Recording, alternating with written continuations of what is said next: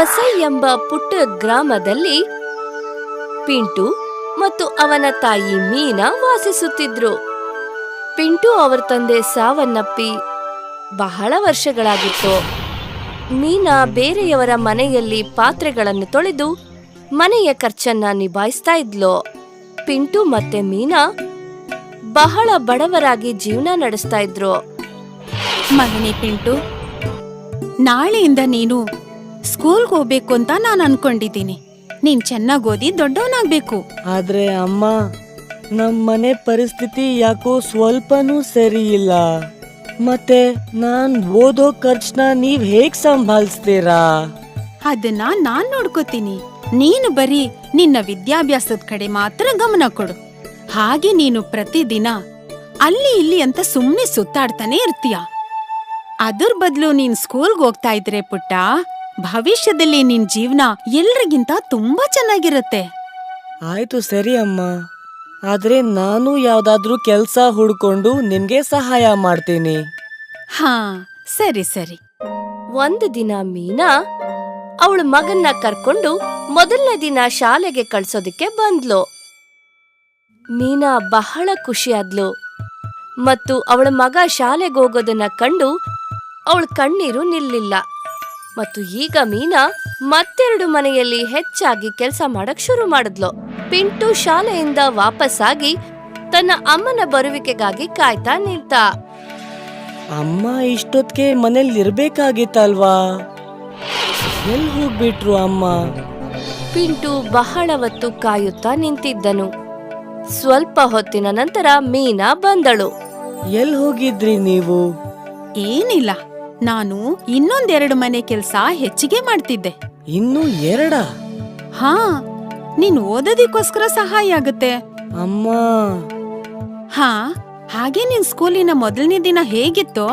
ತುಂಬಾ ಚೆನ್ನಾಗಿತ್ತಮ್ಮ. ನನ್ ಸ್ಕೂಲಲ್ಲಿ ತುಂಬಾ ಮಕ್ಳಿದ್ದಾರೆ. ನಾನು ತುಂಬಾ ಸ್ನೇಹಿತರನ್ನೂ ಮಾಡ್ಕೊಂಡಿದ್ದೀನಿ. ಮತ್ತೆ ನಮ್ ಮೇಷ್ಟ್ರು ತುಂಬಾ ಒಳ್ಳೆಯವರು. ಒಳ್ಳೇದು ಒಳ್ಳೇದು. ನೀನ್ ತುಂಬಾ ಚೆನ್ನಾಗ್ ಓದಿ ದೊಡ್ಡ ಆಫೀಸರ್ ಆಗ್ಬೇಕು. ಮತ್ತೆ ಅಮ್ಮ, ನಾನು ನನಗೋಸ್ಕರ ಒಂದು ಕೆಲ್ಸನೂ ಹುಡ್ಕೊಂಡಿದ್ದೀನಿ. ನಾಳೆಯಿಂದ ನಾನು ಪೇಪರ್ ಹಾಕಕ್ ಹೋಗ್ತೀನಿ. ಅದರಿಂದ ನಿಮಗೂ ಸ್ವಲ್ಪ ಸಹಾಯ ಆಗುತ್ತೆ. ನನ್ ಮುದ್ದು ಕಂದ. ಮತ್ತು ಮಾರನೇ ದಿನದಿಂದ ಪಿಂಟು ದಿನ ಬೆಳಗ್ಗೆ ಪೇಪರ್ ಹಾಕೋ ಕೆಲ್ಸನ ಶುರು ಮಾಡ್ದ. ಮತ್ತು ಇದಕ್ ಬದಲಾಗಿ ಅವನ್ಗೆ ವ್ಯಾಪಾರಿಗಳಿಂದ ಹಣ ಸಿಗ್ತಾ ಇತ್ತು. ಮತ್ತು ಮನೆಗೆ ವಾಪಸ್ಸಾಗಿ ಶಾಲೆಗೆ ಹೊರಡಲು ತಯಾರಾಗ್ತಾ ಇದ್ದ. ಮತ್ತೆ ಮೀನಾ ಅವನನ್ನ ಶಾಲೆಯವರೆಗೂ ಬಿಟ್ಟು ಕೆಲಸಕ್ಕೆ ಹಿಂತಿರುಗ್ತಾ ಇದ್ಲು. ಬಹಳ ದಿನಗಳವರೆಗೂ ಹೀಗೆ ನಡೀತಾ ಇತ್ತು. ಹೀಗೆ ಒಂದಿನ ಪಿಂಟು ಪೇಪರ್ ಅನ್ನ ಹಾಕಿ ವ್ಯಾಪಾರಿಯ ಅಂಗಡಿಗೆ ವಾಪಸ್ಸಾದಾಗ ಅವನ್ ಬಳಿ ಒಂದು ಪೇಪರು ಹಾಗೆ ಉಳ್ಕೊಂಡಿತ್ತು. ಸರ್, ಇವತ್ ಒಂದ್ ಪೇಪರ್ ಜಾಸ್ತಿ ಬಂದ್ಬಿಟ್ಟಿತ್ತು. ಆಯ್ತು, ಈ ಪೇಪರ್ ಅನ್ನ ನೀನೇ ಇಟ್ಕೋ. ಪಿಂಟು ಪೇಪರ್ನ ಮನೆಗ್ ತಗೊಂಡ್ ಬಂದ ಮತ್ತು ಅದರಲ್ಲಿ ಛಾಪಾಗಿದ್ದ ಪದಬಂಧವನ್ನ ಯೋಚಿಸ್ಕೊಂಡು ಬಿಡಿಸ್ದ. ಮತ್ತು ಶಾಲೆಗೆ ಹೋಗೋ ದಾರಿಯಲ್ಲಿ ಅವನು ದಿನಪತ್ರಿಕೆಯ ಆಫೀಸ್ ಬಳಿ ನಿಂತು ಒಳ ಹೋಗಿ ಪದಬಂಧ ಬಿಡಿಸಿದ್ದ ಪೇಪರ್ನ ಅವ್ರಿಗೆ ಕೊಟ್ಟ. ಮತ್ತು ಎಂದಿನಂತೆ ಅವರು ಶಾಲೆಗೆ ಹೊರಟ್ರು. ಮತ್ತು ಮೀನಾ ಅವಳ ಕೆಲ್ಸಕ್ಕೆ ಹಿಂತಿರುಗಿದ್ಲು. ಮತ್ತೆ ಮೀನಾ ಒಂದು ಮನೆ ಆದ್ಮೇಲೆ ಎರಡನೇ ಮನೆ ಆದ್ಮೇಲೆ ಮೂರನೇ ಮನೆಯಲ್ಲಿ ಕೆಲ್ಸನ ಮಾಡ್ತಾ ಇದ್ಲು. ಮತ್ತು ಪಿಂಟು ಶಾಲೆಯ ನಂತರ ಮನೆಯಲ್ಲೇ ಓದ್ಕೋತಾ ಇದ್ದ. ನಂತರ ಅವನ್ ಮನೆಯನ್ನ ಶುಭ್ರಗೊಳಿಸಿ ತನ್ನ ತಾಯಿಯ ಬರುವಿಕೆಗಾಗಿ ಕಾಯ್ತಾ ಇರ್ತಾ ಇದ್ದ.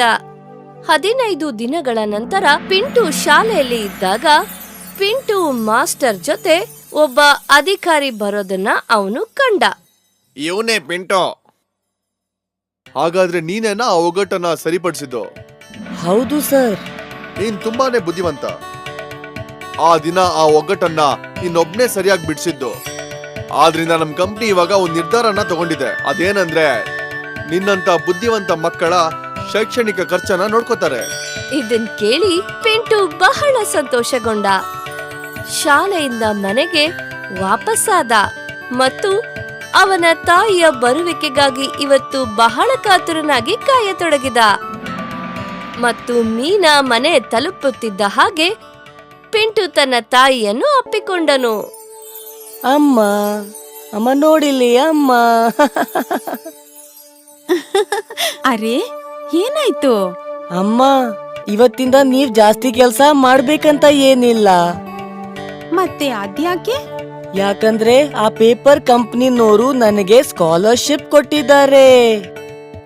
ಹಾಗಂದ್ರೆ?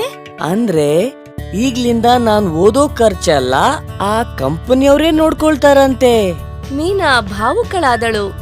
ಅವಳು ಪಿಂಟುವನ್ನು ಪ್ರೀತಿಯಿಂದ ಆಲಂಗಿಸಿಕೊಂಡು ಕಣ್ಣೀರು ಹಾಕತೊಡಗಿದಳು. ಈ ಕತೆ ನಮ್ಗೆ ಯಾವ ನೀತಿ ಹೇಳುತ್ತೆ ಅಂದ್ರೆ, ಪರಿಶ್ರಮ ಖಂಡಿತ ಫಲ ಕೊಡುತ್ತೆ. ಈ ವಿದ್ಯಾರ್ಥಿ ವೇತನ ಪಿಂಟು ಮತ್ತು ಮೀನಾಳ ಕಠಿಣ ಪರಿಶ್ರಮದ ಫಲವಾಗಿತ್ತು.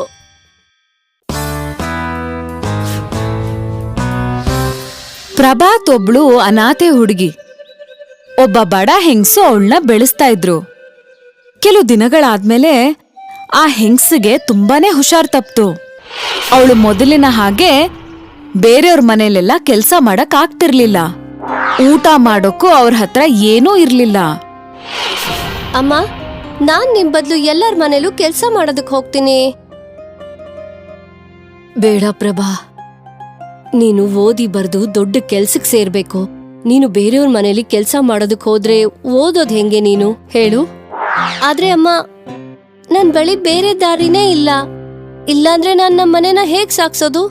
ಇದನ್ ಕೇಳಿದ್ ಕೂಡ್ಲೆ ಆ ವಯಸ್ಸಾಗಿರೋ ಹೆಂಗ್ಸು ಏನೂ ಮಾತಾಡಕ್ಕಾಗ್ಲಿಲ್ಲ. ಮಾರನೇ ದಿನದಿಂದ ಪ್ರಭಾ ಬೇರೆಯವ್ರ ಮನೆಗೆ ಕೆಲ್ಸ ಮಾಡಕ್ ಹೋದ್ಲು.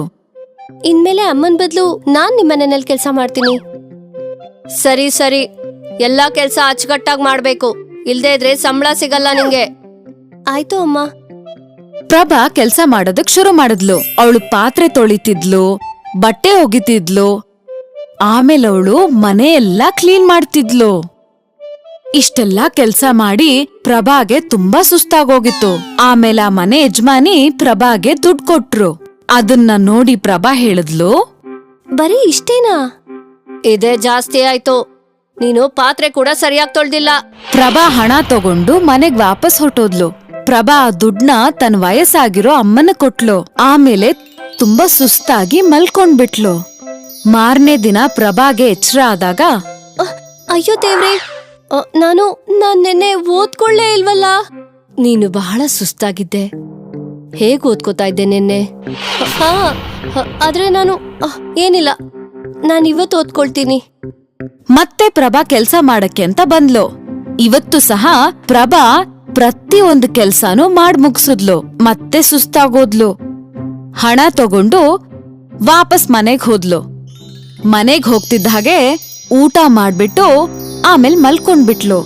ತುಂಬಾ ದಿನಗಳು ಇದೇ ತರ ನಡೀತಾ ಹೋಯ್ತು. ಪ್ರಭಾಗೆ ಓದೋದಕ್ ಆಗ್ತಾ ಇರ್ಲಿಲ್ಲ. ಒಂದ್ ಬೆಳಗ್ಗೆ ಪ್ರಭಾ ಎದ್ದು ತನ್ ಕೈಗಳನ್ನ ಜೋಡಿಸಿ ದೇವ್ರ ಹತ್ರ ಬೇಡ್ಕೊಂಡ್ಲು. ದೇವ್ರೆ, ಇವತ್ತಾದ್ರೂ ನಂಗೆ ಓದ್ಕೊಳ್ಳೋದಿಕ್ಕೆ ಸಮಯ ಕೊಡು. ನಾನು ಚೆನ್ನಾಗಿ ಓದ್ಕೋಬೇಕು. ದಿನನಿತ್ಯದ ಹಾಗೆ ಪ್ರಭಾ ಕೆಲ್ಸಕ್ ಹೋಗಕ್ಕೆ ಶುರು ಮಾಡಿದ್ಲು. ಹೋಗ್ತಾ ದಾರಿಯಲ್ಲಿ ಪ್ರಭನ್ ದೃಷ್ಟಿ ಒಂದು ಮಿನುಗೋ ವಸ್ತು ಮೇಲೆ ಬಿತ್ತು. ಪ್ರಭಾ ನೋಡಿದ್ಲು, ಅದು ಕಾಲಿಗ್ ಹಾಕೊಳ್ಳೋ ಗೆಜ್ಜೆ ಆಗಿತ್ತು. ಅದನ್ ನೋಡಿದ್ ಕೂಡ್ಲೆ ಪ್ರಭಾಗೆ ತುಂಬಾ ಖುಷಿ ಆಗೋಯ್ತು. ಅವಳು ತಕ್ಷಣ ಆ ಗೆಜ್ಜೆನ್ ತಗೊಂಡು ಅವಳ ಕಾಲಿಗ್ ಹಾಕೊಂಡ್ಲು. ಆ ಗೆಜ್ಜೆ ತುಂಬಾ ಮಿನುಗ್ತಾ ಇತ್ತು. ಆಮೇಲೆ ತನ್ ಪಾಡಿಗೆ ಅವಳು ಕೆಲ್ಸಕ್ ಬಂದ್ಲು. ಆಮೇಲೆ ಇವತ್ತು ಅವಳ ಗೆಜ್ಜೆಯಿಂದ ಶಬ್ದ ಬರ್ತಿತ್ತು. ಆಮೇಲೆ ಅವಳು ನೋಡಿದ್ಲು, ಒಂದು ಬಂಡಿ ಪಾತ್ರೆ ಮತ್ತೆ ಒಂದು ಗುಡ್ಡೆ ಬಟ್ಟೆ ಬಿದ್ದಿತ್ತು. ಅಯ್ಯೋ, ಇಷ್ಟೊಂದು ಬಟ್ಟೆ, ಇಷ್ಟೊಂದು ಪಾತ್ರೆ. ಇದೇನಾದ್ರೂ ಅವಷ್ಟಕ್ಕವೇ ಶುಚಿಯಾಗೋ ತರ ಇದ್ದಿದ್ರೆ ಎಷ್ಟ್ ಚೆನ್ನಾಗಿರ್ತಿತ್ತು. ಅವಳು ಹಾಗೆ ಹೇಳ್ತಿದ್ದಾಗೆ ಅವಳ ಗೆಜ್ಜೆ ಮಿನ್ಗೋಕ್ ಶುರು ಮಾಡ್ತು. ಆಮೇಲೆ ಪಾತ್ರೆಗಳು ಮತ್ತೆ ಬಟ್ಟೆಗಳು ತನಗ್ ತಾನೇ ಕ್ಲೀನ್ ಆಗೋಕ್ ಶುರುವಾಯ್ತು. ಪ್ರಭಾ ಇದನ್ನೆಲ್ಲ ನೋಡಿ ಅವಳಿಗ್ ನಂಬಿಕೆನೆ ಬರ್ಲಿಲ್ಲ. ಆಮೇಲೆ ಪ್ರಭಾ ತಕ್ಷಣ ಹೋಗಿ ಮನೆ ಎಲ್ಲಾ ಕಸ ಗುಡ್ಸಿದ್ಲು. 1 ಗಂಟೆ ಮುಗಿದ್ಮೇಲೆ ಅವಳು ಮನೆ ಯಜಮಾನಿ ಹತ್ರ ಬಂದ್ಲು. ಎಲ್ಲಾ ಕೆಲ್ಸ ಮುಗೀತು ಅಮ್ಮ ಅವ್ರೆ. ಹಾ, ಇಷ್ಟು ಬೇಗನಾ? ನೀನ್ ಸುಳ್ಳು ಹೇಳ್ತಿಲ್ಲ ತಾನೇ? ನೀವೇ ನೋಡಿ. ಮನೆ ಯಜಮಾನಿ ಬಂದು ನೋಡ್ದಾಗ ಪ್ರತಿಯೊಂದು ಕೆಲ್ಸಾನು ಮುಗ್ದು ಹೋಗಿತ್ತು. ಆಮೇಲೆ ಅವಳು ಪ್ರಭಾಗೆ ದುಡ್ಡು ಕೊಟ್ಟು ಕಳ್ಸಿದ್ಲು. ಅದನ್ನ ತಗೊಂಡು ಪ್ರಭಾ ಗೆಜ್ಜೆ ಶಬ್ದ ಮಾಡ್ಕೊಂಡು ಖುಷಿಯಾಗಿ ತನ್ ಮನೆಗೆ ವಾಪಸ್ ಬಂದ್ಲು. ಇವತ್ತಿಷ್ಟು ಬೇಗ? ಹಾ, ಎಲ್ಲ ಕೆಲ್ಸ ಮುಗೀತು. ಅದೆಲ್ಲ ಈ ಮಾಯಾ ಗೆಜ್ಜೆಯಿಂದ ಸಾಧ್ಯ ಆಯ್ತು. ಪ್ರಭಾ ಅವಳ ಗೆಜ್ಜೆ ಕತೆನ ಅವಳ ವಯಸ್ಸಾಗಿರೋ ತಾಯಿಗೆ ಎಲ್ಲಾ ಹೇಳಿದ್ಲು. ಒಳ್ಳೇದೇ ಆಯ್ತು. ದೇವ್ರ ಆಸೆ ಕೂಡ ಇದೇ ಆಗಿದೆ. ನೀನು ಚೆನ್ನಾಗಿ ಓದಿ ಒಳ್ಳೆ ವಿದ್ಯಾವಂತೆಯಾಗಿ ಕೆಲ್ಸಕ್ಕೆ ಸೇರ್ಬೇಕು ಅನ್ನೋದು. ಹೌದಮ್ಮ. ಇವತ್ತು ಪ್ರಭಾ ಚೆನ್ನಾಗಿ ಓದ್ಕೊಂಡ್ಲು.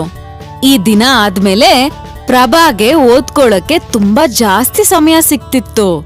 ಇದಕ್ಕೆಲ್ಲ ಕಾರಣ ತನ್ ಮಾಯದ ಗೆಜ್ಜೆ. ಅದಕ್ಕೆ ಎಲ್ಲರೂ ಹೇಳೋದು, ಪ್ರಾಮಾಣಿಕವಾಗಿ ಕೆಲಸ ಮಾಡಿದ್ರೆ ದೇವ್ರು ಕೂಡ ಆಶೀರ್ವಾದ ಮಾಡ್ತಾನೆ ಅಂತ. ರಾಜು ಸಣ್ಣಕ್ಕೆ ಕಡ್ಡಿ ತರ ಇರೋದ್ರಿಂದ ಎಲ್ಲರೂ ಅವನ್ನ ಗೇಲಿ ಮಾಡ್ತಿದ್ರು. ಸುನೈನಾ, ನೀನು ನಿನ್ ಮಗನಿಗೆ ಏನು ತಿನ್ಸೋದಿಲ್ವಾ? ಅಮ್ಮ, ನಾನಿವನಿಗೆ ಎಲ್ಲ ತಿನ್ನಿಸ್ತೀನಿ. ಹಾಲು, ಹಣ್ಣು, ಬೆಣ್ಣೆ, ತುಪ್ಪ, ಮೊಸರು ಎಲ್ಲ. ಆದ್ರೆ ಏನ್ ತಿಂದ್ರು ಇವನ್ ಮಾತ್ರ ದಪ್ಪ ಆಗ್ತಿಲ್ಲ. ಇವನು ಎಲ್ಲ ಇವ್ರ ತಾತನ್ ತರ. ಇವ್ರ ತಾತ ಕೂಡ ಇವನ್ ಹಾಗೆ ಸಣ್ಣಗಿದ್ರು. ಆದ್ರೆ ಅಜ್ಜಿ, ಎಲ್ಲ ನನ್ನನ್ನ ಕಡ್ಡಿ ಕಡ್ಡಿ ಅಂತ ಅಂಗಿಸ್ತಾರೆ. ನೀನು ಸಣ್ಣಗಿರೋದು ನಿನ್ ತಪ್ಪಲ್ಲ ಮಗು. ಸಂಜೆ ರಾಜು ಅವನ್ ಸ್ನೇಹಿತ ನಂದು ಜೊತೆ ಚಂಡಿನ ಆಟ ಆಡ್ತಿರ್ತಾನೆ. ಅಲ್ಲಿಬ್ರು ದೊಡ್ಡ ಹುಡುಗರು ನಡ್ಕೊಂಡ್ ಬರ್ತಾರೆ. ಈ ಚೆಂಡು ನಮ್ದು. ಇಲ್ಲ, ಇದು ನಂದು. ಇದನ್ನ ನೆನ್ನೆ ತಾನೇ ನನ್ನ ಅಪ್ಪ ತಂದ್ಕೊಟ್ರು. ಇಲ್ಲಿವರೆಗೂ ಈ ಚೆಂಡು ನಿಂದಾಗಿತ್ತು, ಆದ್ರೆ ಇನ್ಮೇಲೆ ನಂದು. ಇಲ್ಲ, ನಂದು. ಅರೆ ಓ ಕಡ್ಡಿ, ನೀನು ನಮ್ ಜೊತೆ ಜಗಳ ಆಡ್ತೀಯಾ? ನಡಿ ರಾಜು, ಹೋಗೋಣ. ಇಲ್ಲ, ಆ ಬಾಲ್ ನಂದು. ರಾಜು, ನಾವು ಹೊಸ ಬಾಲ್ ತಗೊಳ್ಳೋಣ. ಈಗ ಇಲ್ಲಿಂದ ಹೋಗೋಣ. ನಂದು ತನ್ನ ಸ್ನೇಹಿತನ ಕರ್ಕೊಂಡು ಹೊರಟೋಗ್ತಾನೆ. ಕಡ್ಡಿ ತರ ಇರೋ ಹೆದ್ರು ಪುಕ್ಲ ಇವನು. ಅವ್ರ ಆಡಿದ ಮಾತುಗಳನ್ನ ಕೇಳಿಸ್ಕೊಂಡು ರಾಜುಗೆ ತುಂಬಾ ಕೋಪ ಬಂದಿರುತ್ತೆ. ಆದ್ರೆ ಅವನ್ ಕೈಲಿ ಏನು ಮಾಡಕ್ ಆಗ್ತಿರ್ಲಿಲ್ಲ. ಬೇಜಾರಾಗಿರೋ ರಾಜು ನೀರ್ ಹತ್ರ ಕೂತ್ಕೊಂಡ್ ತನ್ ಪ್ರತಿಬಿಂಬ ನೋಡ್ತಿದ್ದ. ಅಲ್ಲೇ ನಂದು ಪಕ್ಕದಲ್ ಕೂತ್ಕೊಂಡು ನೀರಿಗೆ ಕಲ್ಗಳನ್ನ ಎಸಿತಾ ಇದ್ದ. ತುಂಬಾ ಹೊತ್ತಿನ ನಂತರ, ಈಗ ತುಂಬಾ ಹೊತ್ತಾಗಿದೆ, ನಾವು ಮನೆಗೆ ಹೋಗ್ಬೇಕು. ನೀನ್ ಹೋಗು, ನಾನೊಂಚೂರು ಹೊತ್ತು ಇಲ್ಲೇ ಇರ್ತೀನಿ. ಸರಿ, ನೀನು ಆದಷ್ಟು ಬೇಗನೆ ಬಂದ್ಬಿಡು. ನಂದು ಅಲ್ಲಿಂದ ಹೊರಟೋದ.